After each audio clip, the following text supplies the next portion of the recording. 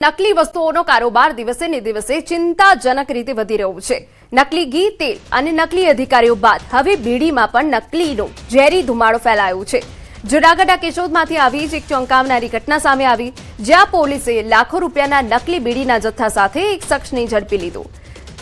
સાબડે વાધીરે and company private લિમિટેડના field officer જીતેન્દ્રભાઈ જેઠવાએ શંકાસ્પદ હલચલ અંગે માહિતી મેળવી હતી। કંપનીના ટ્રેડમાર્કનો ગેરઉપયોગ કરી નકલી રેપર બનાવી તેમાં હલકી ગુણવત્તાની બીડી ભરીને બજારમાં વેચાઈ રહી હોવાની ચોક્કસ બાતમી મળી હતી।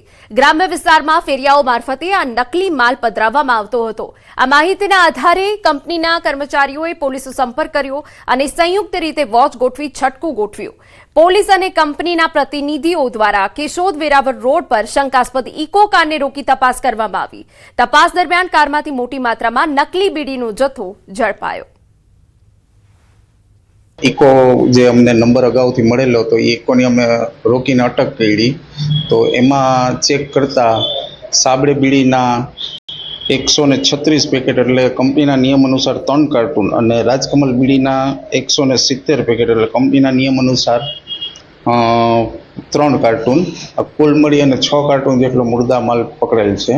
રાજકમલ બીડીના પેકેટ નંગ 107 તેમજ સાબડે સંભાજી બીડીના પેકેટ નંબર નંગ 136 તેમજ ઇકો 4 વ્હીલ રૂપિયા 2 લાખની અને એમ કુલ મુદ્દામાલ 3,12,298નો મુદ્દામાલ કેશોદ પોલીસની સાથે રાખી કબજે કરેલ છે। અને ફરિયાદી જીતેન્દ્રભાઈ બાલકિશન જેઠવા કે જેઓ સાબડે કંપનીના ફિલ્ડ ઓફિસર છે મહારાષ્ટ્રની, તેઓએ આ કામે ગુનો દાખલ ફરિયાદ આપી અને જે બાબતનો ગુનો કેશોદ પોલીસે દાખલ કરેલ અને આગળની તપાસ હાથ ધરેલી છે। સમાચાર અમદાવાદમાંથી। મેમનગરમાં ફૂડ પોઈઝનિંગની ઘટના। ગર્લ્સ હોસ્ટેલમાં ભોજન બાદ 60 યુવતીઓને અસર થઈ। સ્ટર્લિંગ હોસ્પિટલમાં તમામ અસરગ્રસ્તોને સારવાર અપાઈ રહી છે। ગઈકાલે બપોરે ભોજન બાદ યુવતીઓની તબિયત લથડી હતી। ઘટનાને પગલે ફૂડ વિભાગે તપાસ હાથ ધરી। હોસ્ટેલમાં બપોરે 400થી વધુ લોકોએ લીધું હતું ભોજન। જમ્યા બાદ બપોરે યુવતીઓની અચાનક તબિયત લથડી। એએમસી ફૂડ વિભાગે ભોજનના સેમ્પલ લઈને વધુ તપાસ હાથ ધરી। હાલ 21 અસરગ્રસ્તો સારવાર હેઠળ, 3 ડિસ્ચાર્જ કરાયા। 18 અસરગ્રસ્ત યુવતીઓની હાલ ઓબ્ઝર્વેશનમાં રખાઈ હોવાની વિગત। અમારા સંવાદદાતા પ્રણવ વધુ વિગતે વાત કરવા જોડાયા છે। પ્રણવ, પૂરી વિગત। આ ચોક્કસ મેમનગર ખાતે આવેલી જે એસપી હોસ્ટેલ છે તેમાં ફૂડ પોઈઝનિંગની આ ઘટના બની છે। તેની અંદર 400થી વધુ જે વિદ્યાર્થીનીઓ હતી તેઓએ ત્યાં ભોજન લીધું। તે સમય દરમિયાન આ ઘટના બની હતી અને હાલ જે કહી શકાય કે જે 57 જે ગર્લ્સ હતી તેઓને ટ્રીટમેન્ટ માટે હોસ્પિટલમાં દાખલ કરાઈ હતી ખાનગી હોસ્પિટલની અંદર। તેમાંથી 21 જે વિદ્યાર્થીઓ છે તેને હોસ્પિટલમાં દાખલ કરવામાં આવી છે। 3 લોકોને ડિસ્ચાર્જ કરવામાં આવ્યા છે અને 18 જેટલી જે વિદ્યાર્થીઓ છે તેને હાલ ઓબ્ઝર્વેશનમાં રાખવામાં આવી રહ્યા છે અને બીજા અન્યને પ્રાથમિક જે સારવાર છે જે તે આપવામાં આવી રહી છે। પરંતુ ચોક્કસ એ કહી શકાય કે મેમનગરમાં આવેલી આ એસપી હોસ્પિટલ જે હોસ્ટેલ છે તેમાં ફૂડ પોઈઝનિંગની ઘટના બની છે। હાલ એએમસીની જે ટીમ છે ત્યાં પહોંચી છે। એએમસીની ટીમ દ્વારા તપાસ કરવામાં આવી રહી છે શા કારણોસર આ ફૂડ પોઈઝનિંગ થયું છે અને આગળની શું કાર્યવાહી કરવી હોય તેને લઈને ફૂડ વિભાગ છે તે હાલ જે પોતાના પગલા છે તે હાલ લઈ રહી છે। બિલકુલ પ્રણવ, ખૂબ મોટી ઘટના બની છે કે 400થી વધુ લોકોએ ભોજન લીધું અને ત્યારબાદ યુવતીઓની આ તબિયત લથડી છે। હોસ્ટેલ વિરુદ્ધ હવે શું તજવીજ હાથ ધરવામાં આવી છે ને આ પહેલા આવી કોઈ ઘટના બની છે કે નહીં તે પણ એક તપાસનો વિષય રહેશે। ચોક્કસ આ મેમનગરની સૌથી પ્રસિદ્ધ જે કહી શકાય કે એસપી હોસ્ટેલ છે તેમાં વિદ્યાર્થીઓને મોટા પ્રમાણમાં સમગ્ર ગુજરાતમાંથી આવતી હોય છે, ત્યાં ભણતી હોય છે અને રહેતી હોય છે।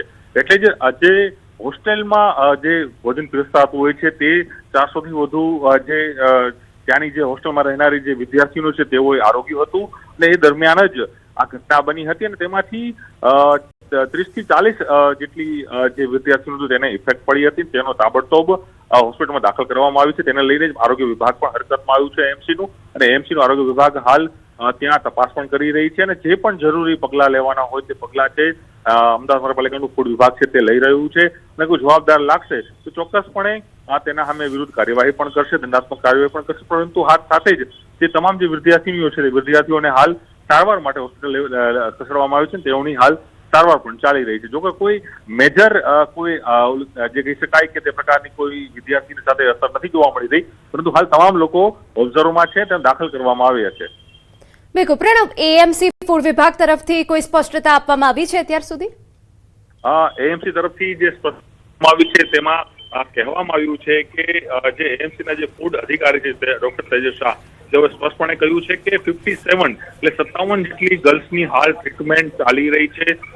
તો સાથે તેમાં 21 જેટલી જે વિદ્યાર્થીઓ હતી તેની જે એડમિટ હાલ સંપૂર્ણ રીતે હોસ્પિટલમાં કરવામાં આવી રહ્યા છે. 3 લોકોને ડિસ્ચાર્જ આપવામાં આવ્યું છે અને 18 જેટલી જે વિદ્યાર્થીઓ છે તેને ઓબ્ઝર્વેશનમાં રાખવામાં આવ્યા છે અને બીજા અન્ય લોકોને ઓપીડી જે કહે છે કે બેઝિક સારવાર છે તે હાલ આપવામાં આવી છે. એટલે ચોક્કસ કહી શકાય કે મહાનગરપાલિકાનું ફીડ વિભાગ હરકતમાં આવ્યું છે અને તે કાર્યવાહી પણ અત્યારે કરી રહી છે.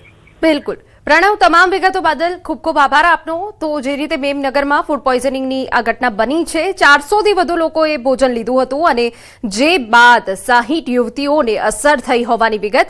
એએમસીનો ફૂડ વિભાગ હરકતમાં આવ્યો.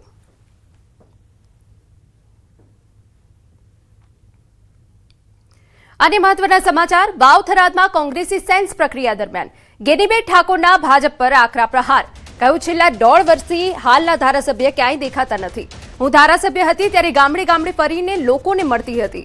મારા ધારાસભ્ય કાળ દરમિયાન મેં વિસ્તારના તમામ રોડ પાકા બનાવ્યા. ધરણીધર તાલુકામાં કોંગ્રેસ દ્વારા ઉમેદવારોની પસંદગી માટે સેન્સ પ્રક્રિયા હાથ ધરાઈ હતી, જેમાં બનાસકાંઠાના સાંસદ ગેનીબેન ઠાકોરે કોંગ્રેસ કાર્યકરોમાં જોશ પૂર્યો.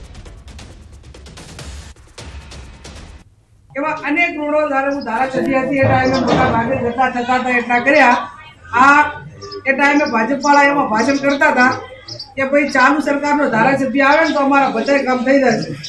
આ દોડવાની અંદર આ ગામ છે ધારાસભ્ય જોયા કોઈ આયા નહીં આયા. વડોદરા મનપાની ચૂંટણીને લઈ ધારાસભ્યો પ્રચાર મેદાનમાં. માંજલપુરના ધારાસભ્ય યોગેશ પટેલનું વધુ એક નિવેદન ચર્ચામાં આવ્યું.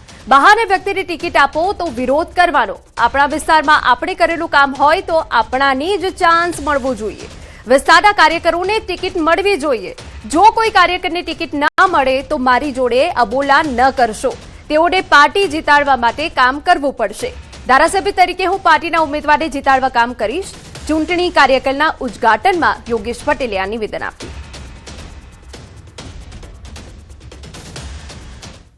બહારથી કોઈ આવે તો લડવાનું હોય, આપણે બધા વિરોધ કરવાનો.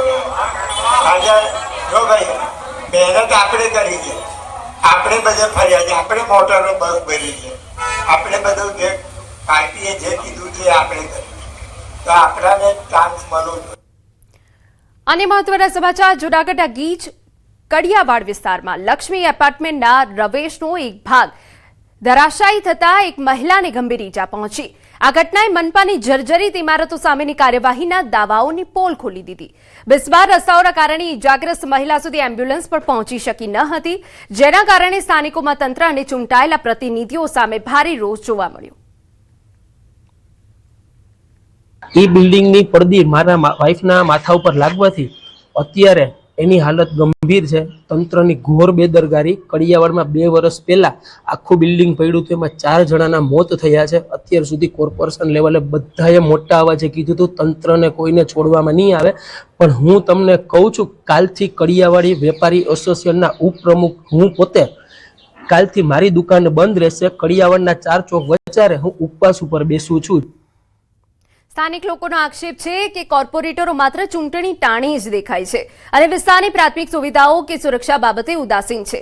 કડિયાવાડ જેવી ગીચ વસ્તીમાં લટકતા મોત સમાન ઇમારતો વહેલી તકે ઉતારી લેવાની માંગ ઉઠી છે. જો તંત્ર હજુ પણ માત્ર કાગળ પર કાર્યવાહી કરશે તો ભવિષ્યમાં મોટી જાનહાનિ થવાની ભીતિ છે. હવે ભાજપના કોર્પોરેટર આવીને ખાલી નારિયેલ વધારીને ફોટા પડાવી જાય, પણ 6 મહિનાથી ફોટાનો કોઈ ઇલાજ